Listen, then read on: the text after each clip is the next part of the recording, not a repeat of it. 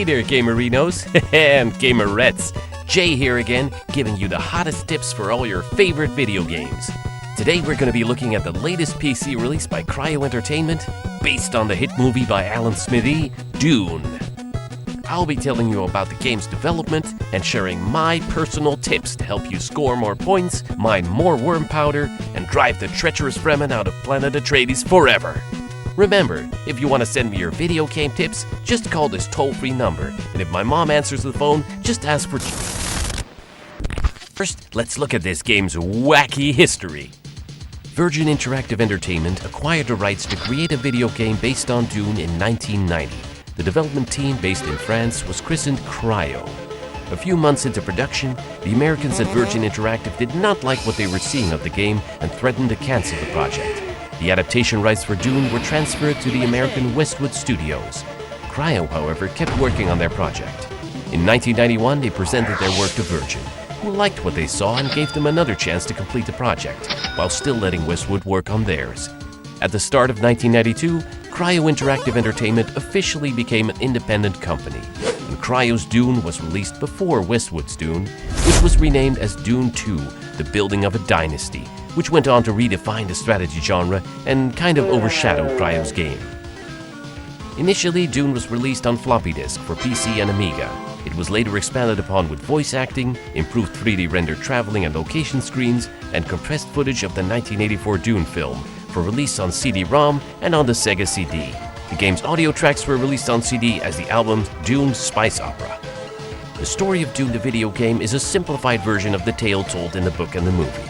Instead of the Atreides family coming to Dune to replace the Harkonnens as stewards of the planet, they're allowed by the Emperor to compete with their enemies for spice production. Several big characters are never seen, such as the traitor's soup Dr. Yui, the Reverend Mother Gaius Helen Mohayim, the Baron's twisted mentat Piter de Vries, and Beast Raban, the Baron's other nephew. Some characters have their role redefined, such as Duncan Idaho, who is in charge of monitoring spice production in this game. The game has its own art style, not really taking cues from the 1984 movie for things like the look of still suits, the Fremen, or most of the other characters. The most obvious exceptions are the inclusion of weirding modules as weapons, which were created specifically for the movie, and the resemblance between your character and actor Kyle MacLachlan. Now, let's get into how the game is played. Dune is an unusual blend of strategy and first-person perspective adventuring. While the game gradually starts leaning more on the strategy element, with you constantly directing your Fremen troops to mine spice or fight for you, you will have to keep talking to people to push the story forward and expand your territory. The game starts you off in the palace. The arrows at the bottom right let you move from one room to the next, and the red dot brings up a map that isn't terribly useful. Out in the open desert, you can move freely in any direction, but you probably shouldn't, because you're bound to get lost and almost die. You were found unconscious in the desert. Walking so far in the desert often means death. At the bottom left, you have 2 slots for characters you can ask to follow you, though most people will be too busy. No, I have to stay here. Are we going far? I've already got sand in my shoes. Why did you leave me in the desert? Sometimes you frighten me. You can also consult a book, which will update your objectives and through which you can sometimes access scenes from the 1984 movie.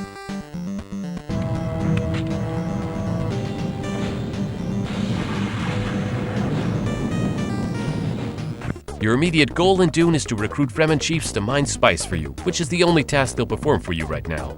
I don't think my troop feels the necessity to fight for you. On the greater map of Dune, you can also tell them to go search for equipment, though they'll only do this if there's a siege nearby with equipment they can use. I've seen a spice harvester around. There isn't anyone using it. You can also move them to a different siege, which will become necessary when spice starts running out in the area. They won't let you move them just anywhere though, and some Fremen might be more reluctant to move than others. I don't want to move my troop. I was born here. If you speak to Fremen chiefs, they may clue you into the presence of an undiscovered siege by giving you a direction. There's a siege not far from here, eastward. You need to have another character with you to locate the siege when you're flying your Orni. Be careful and save beforehand.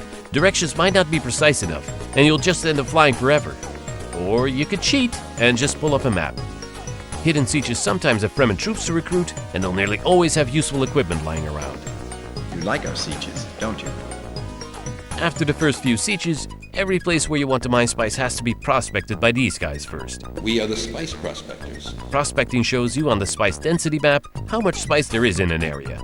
Once depleted, an area never regains its spice, so you have to keep checking in to see if it might be better to move your spice miners to a new siege. An important part of the game to keep track of is the Emperor's demands for spice shipments. You'll receive visions to warn you the Emperor's calling, but be careful. You can't receive visions while traveling. If you take a long journey from the palace just before the Emperor makes his scheduled call, you might miss the shipment. Miss one, and he won't be happy. Miss again, and you're gonna find yourself stomped by his Sardaukar legions. As all Atreides failed to respond to my spice demands, my Sardaukar's terror troops took control on the planet. That was the end of the Atreides. You may want to keep an eye on the sundial in the bottom left of the screen to keep track of when shipments are needed. The next demand from the Emperor will be in 2 days. Out in the desert, you can wait for morning or evening to cause the clock to jump forward. Use it with caution because a lot of things can happen in a few hours. The Harkonnens are attacking us. You can appease the Emperor by sending him more spice than he asks for. Usually, he will then give you a longer grace period until the next shipment. You'll hear from me in 8 days. Here's a little tip from your Uncle Jay. If you're having trouble meeting spice quotas early on, ignore your mother's advice to walk alone into the desert. Keep Gurney and Hara around, and just mine spice for a few days to build up a stock. And all of these, how do you call them, screens, are they really useful? The game won't proceed until you go into the desert by yourself and experience your first vision. You're trying to fool me, Paul Atreides. Once you start receiving visions, you can also contact Fremen troops at a distance, which is indicated on the map screen by their sieges being white. Over time and through specific story events, this range will increase.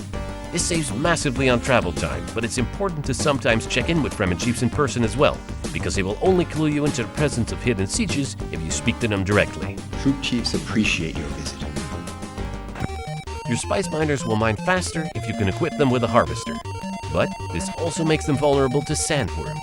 If a sandworm attack happens, you might luck out and it'll leave the harvester alone. Or it will damage it and cause the troops to not be able to mine for a day. Or in the worst case scenario, it swallows the harvester whole. Equipping the troop with an ornithopter will make them immune to worm attacks.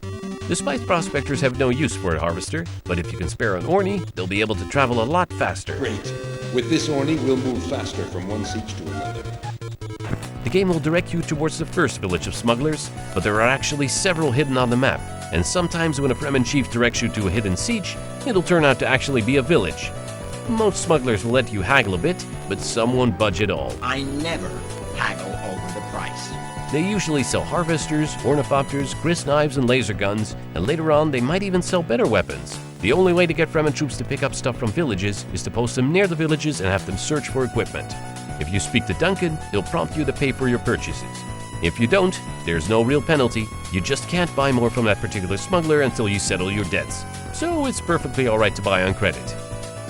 Once you have the Fremen Chief Stilgar on your side, you can finally have your troops specialize in army, which makes them start training as your soldiers. At this point, Gurney Halleck becomes a useful asset, as you can greatly speed up the training by having him in the same siege as your troops. Put all your troops in the same siege with Gurney, and before you know it, you'll have an army of experts. The first step to attacking Harkonnen fortresses is having your military troops do espionage. If the option's grayed out, it means there are no nearby fortresses to find. Your spies will go behind enemy lines, find a fortress, and then try to ascertain how strong the enemy are. It's not without risk. If the troop isn't experienced enough where they stick around for too long, they may get caught and taken prisoner. We've captured these little spies of yours. You don't stand a damn chance against us. The area directly north of your palace has very well-trained and equipped enemies when you're just starting out. It's better to approach the Harkonnen territory from its outskirts in the northeast and the west. Your spies will grade the present troops on a scale of 1 to 4. I take it that they might be dangerous. Armament is impressive here. We can see that they are well trained, too. They are dangerous, Muad'Dib. They've got arms, indeed. Muad'Dib, we have found the toughest Harkonnens of all here. This will help you to decide whether to go ahead and attack, or retreat and try a different fort. Do note that your spies will only look for undiscovered forts. You cannot choose where to send your spies, and once you have a fort's location, you won't be able to send spies there again. Once you've found a fortress you think you can handle, you can move your troops to it to start combat. Any spies present at the fort will automatically join in the attack. It's generally a good idea to throw as many troops at the enemy as you can to overwhelm them. If the odds are more evenly stacked, your troops may lose large amounts of men in battle, which permanently harms how effective they are. The red and blue arms engaged in arm wrestling are an indicator for how the battle is going. Keep an ear out for how your troops are doing. If they're losing men or sound awed by the strength of the Harkonnens, you might want to pull them back out. Harkonnen forces are impressive, and they have terrible weapons. Conquered Harkonnen fortresses hold many rewards. They often have imprisoned Fremen troops who will gratefully join you, weapon caches to improve your soldiers, and sometimes you might even capture Harkonnen captains to interrogate them. While it's risky, you can travel to a location where your Fremen troops and the Harkonnen are fighting, either to conquer a fortress or to defend one of your own sieges. This gives your troops a boost of motivation, which might tip the scales in your favor. If it sounds like the battle is decided, you can quickly finish things off with a massive attack. If your troops tell you the battle is close, choosing to fight for a whole day takes up more time, but will most likely let you win. Be careful if your companions and troops warn you that the battle doesn't seem winnable. That means it's time to split. The Harkonnen forces seem to be much stronger than ours. Once Chani introduces you to her father, Liet Kynes, the Ecologist job becomes available for your Fremen troops. Troops can now build wind traps in sieges that don't have a water pool yet. Once Kynes has a yield of bulbs ready, you can equip your Ecologists with them so they can start planting. Growing plants has a few purposes. 1. It gradually spreads large amounts of motivation among all of your troops. 2. It totally destroys spice around a siege, making the Harkonnens much less interested in conquering it. And 3. Plants will gradually spread northwards, and if you can grow enough to reach a Harkonnen fortress, you might find them abandoning it without a fight. The Harkonnens all moved away when they saw this vegetation. Don't expect that to work very well unless the siege you're starting in already has an ample supply of water, though. The water tank is totally dry. And don't forget, the plants will also destroy the spice in the fort you're conquering this way. Paul's ability to contact Fremen at a distance improves every time that Jessica tells you it has. Only if you have Stilgar with you, the Fremen chiefs will let you deeper into any siege that has a water basin. Here, Stilgar will offer you a drink of the water of life. Don't take it until your mom has told you it's okay. Drink it if that's your will. Paul Atreides died as he tried to drink the water of life. Once you've safely drank the water of life, go talk to Jessica again, and she will tell you can now contact Fremen anywhere on the planet. Muad'Dib, your contact is strong now. No doubt my video game tips were very helpful to you. No need to thank me. Though if you want to send me fan mail, you can. And hey, would you like your very own Jay's Video Game Tips t-shirt? Just write down your name, age, weight, and address, your parents' names and dates of birth, and your mother's maiden name, the last 4 digits of your dad's credit card, and the preceding 12, your favorite color, food, and your neighbor's whereabouts between the hours of 9 and 5, and send it to Jay's Home Video Home Productions, 48 Burpee Road, 14506, Rough and Ready, California. I'll see you on the next episode of Jay's Video Game Tips. Honey, can you drive Mommy to the shoe store? Mom, shut up. I'm doing a video. I can't feel my feet. I think it's the diabetes again. I'll do it later.